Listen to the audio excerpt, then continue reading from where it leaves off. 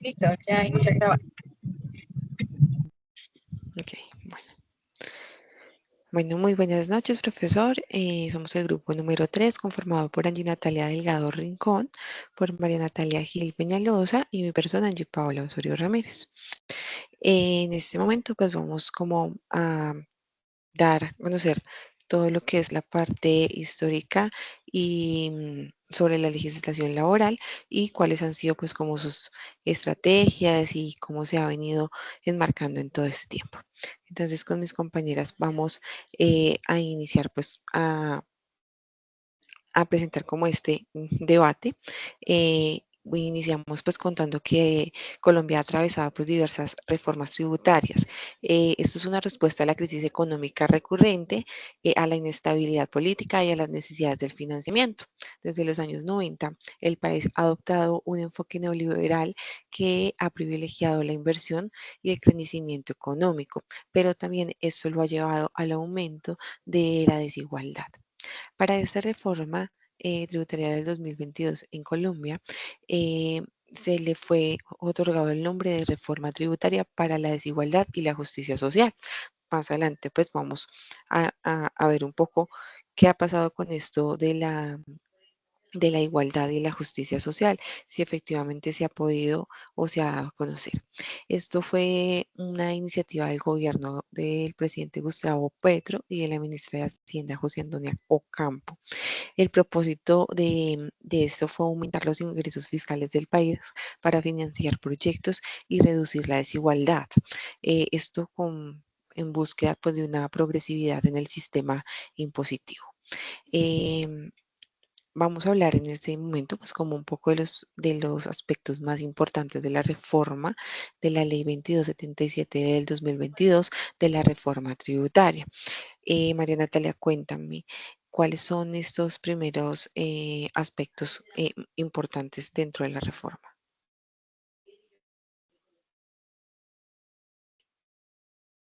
Gracias, Angie.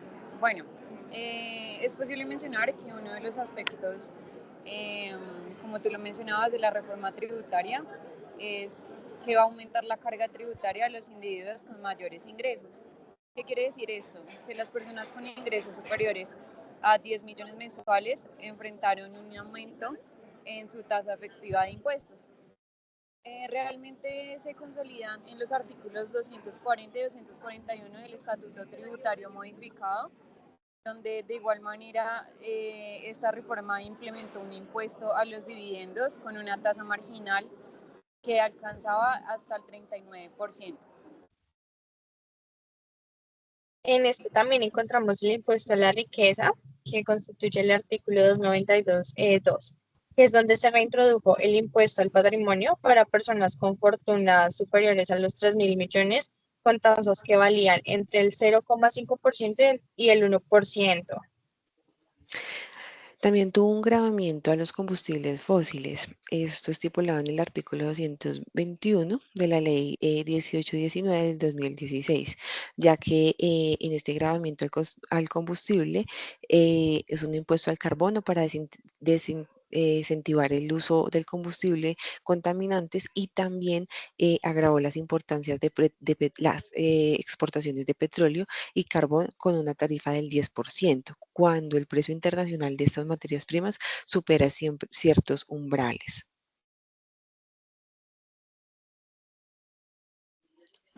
El cuarto cambio de esta reforma se dio en el sector minero y energético, donde gracias a los artículos 115 y 107 se implementaron impuestos adicionales al sector extractivo, afectando principalmente pues, a las empresas que trabajan en el mercado del petróleo y el carbón.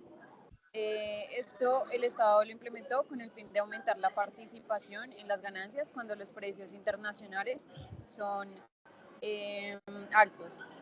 De igual manera, pues se prohibió la deducción de las regalías del cálculo del impuesto de renta, lo que aumenta la base tributaria en las empresas minero-energéticas.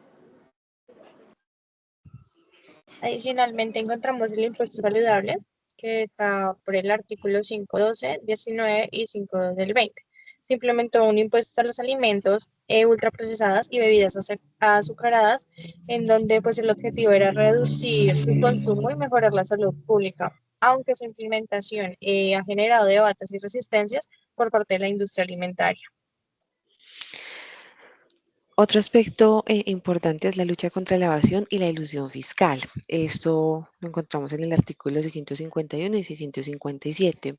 Esta reforma incluyó unas medidas que fortalecen el mecanismo de control y aumenta la eficiencia de la DIAN, que es la Dirección de Impuestos y Aduanas Nacionales. Con esto pueden hacer una detección fácil y temprana de la evasión fiscal.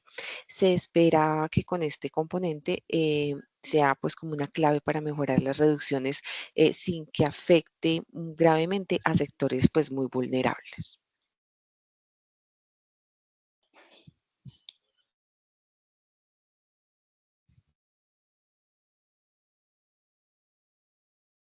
Bien,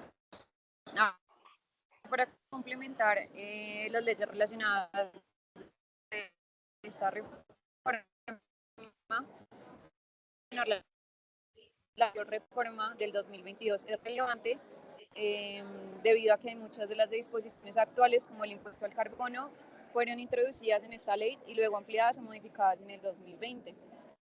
Y la ley 2010 del año 2019, que se nombra Ley de Crecimiento Económico, que se basa en introducir cambios al régimen tributario, o algunos de los cuales fueron ajustados o revertidos por la Ley 77 del año 2020. Cambiando el enfoque, es importante mencionar el tema de la desigualdad y la pobreza. Entonces, debido pues, al estudio de campo que se realizó, entendemos y es posible mencionar que según el DANE, el índice de pobreza nominal en Colombia afecta aproximadamente un 39% de la población total. Este contexto se ha dado y ha hecho que las reformas tributarias se vuelvan urgentes, no solo pues para aumentar la recaudación fiscal, sino también para abordar las profundas desigualdades económicas que existen en el país. Para complementar un poco este tema, también pues hay unas perspectivas de expertos, que son las opiniones de economistas, académicos y analistas que reflejan una división profunda, digamos, de este tema. Encontramos que a favor, muchos argumentan que la reforma es un paso hacia un sistema fiscal más justo. Por ejemplo, el economista Javier Fernández expresa que la progresividad en la atribución es esencial para abordar la desigualdad y financiar el Estado social. Este argumento se basa en la teoría económica que sostiene que quienes más tienen deben contribuir proporcionalmente más al bienestar general. Pero también encontramos la posición en contra, que es la crítica más prominente, se centra en la supuesta ineficacia del riesgo de fuga de capitales. La economista Claudia López advierte que una carga fiscal excesiva podría llevar a los inversionistas a buscar refugio en otros países con regímenes fiscales más favorables. Este punto, digamos que resuena con el análisis de cómo la competencia global por inversiones puede afectar las decisiones de política fiscal. Es correcto, compañera. Bueno, y viendo un poco más a fondo y viendo de qué se trata esta reforma y cómo ha tenido su evolución, vamos a ver cómo se ha aplicado. También queremos ver cómo se ha aplicado, cuáles son como los factores que indican el seguimiento hasta el momento. Entonces, hasta el momento esta reforma ha tenido varias implicaciones y algunos resultados. En la reducción fiscal, pues los ingresos tributarios aumentaron considerablemente, no al nivel que inicialmente se había proyectado, pero esto ha permitido que el gobierno pueda financiar programas sociales como la renta básica para las poblaciones más vulnerables, la ampliación y la cobertura de salud y educación, que pues son muy importantes.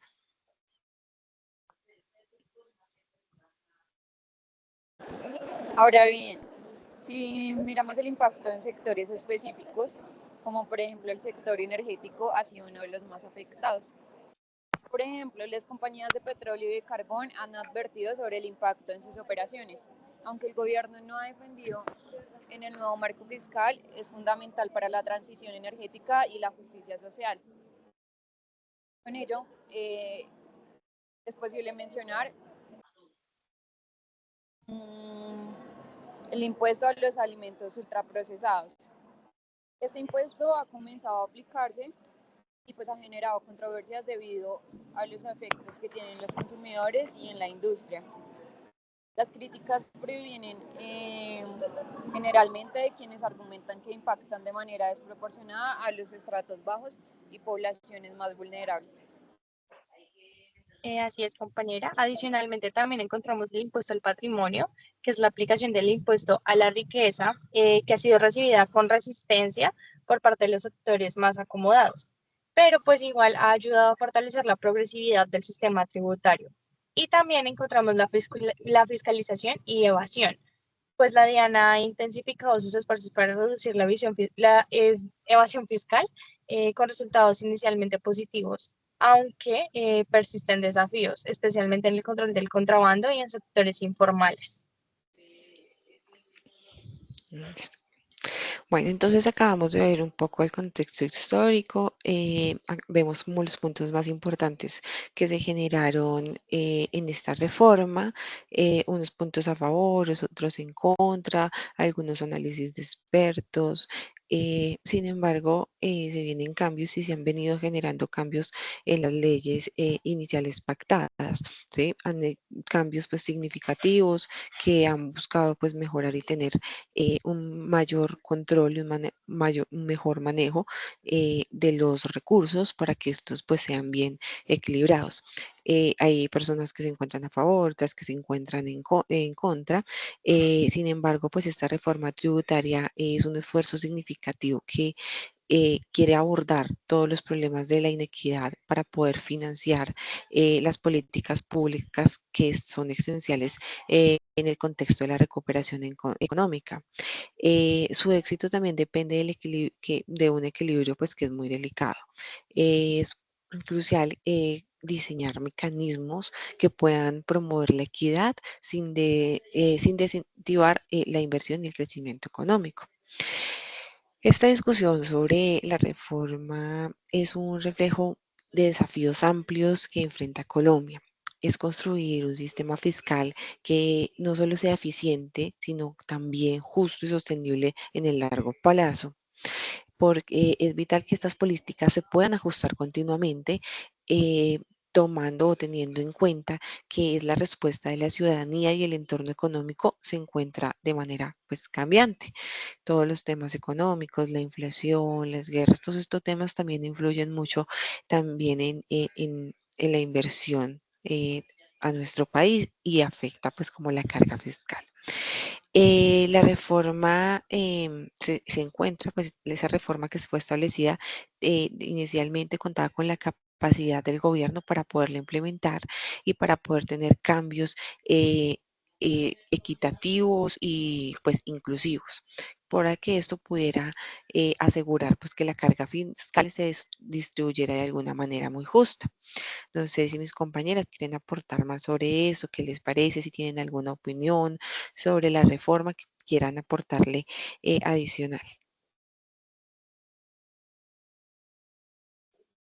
Adicional a eso, pues de pronto también hablar un poco del impuesto al valor agregado, que es el IVA, pues teniendo en cuenta que es una tarifa que se le suma al valor bruto de un bien o servicio. El IVA se aplica en todos los momentos del ciclo económico, tales como la producción, distribución, comercialización e importación.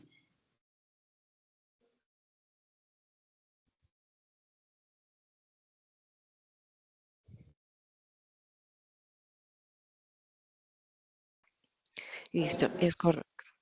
Pues bueno, es correcto. No sé si mi otra compañera quiere hacer algún aporte adicional, una conclusión adicional, sí. Sí, Angie, ya para concluir, eh, es importante también mencionar la planeación tributaria, donde pues estableciendo una correcta propuesta con componentes como de definir a las personas y funciones que realiza cada una, realizar el debido pago de todos los impuestos en sus tiempos establecidos y por último crear un calendario con cada una de las fechas donde se debe presentar el impuesto vamos a cumplir con la importancia y con el fin del mismo, que va a hacer que la planeación tributaria permita el correcto funcionamiento de los procesos fiscales y pues de responsabilidad de las mismas. Una adecuada implementación de los recursos favorables a los socios de la compañía.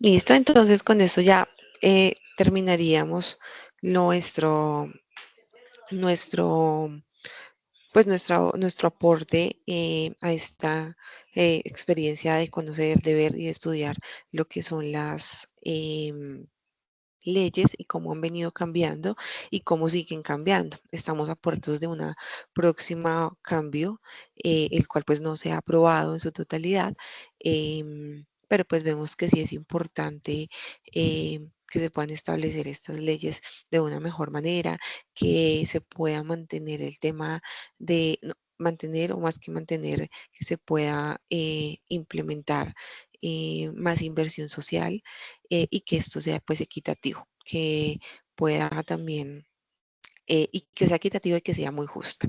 Entonces pues queremos cerrar concluyendo esto y pues muchas gracias por su atención. Así es, Angie, muchas gracias. Gracias a todos.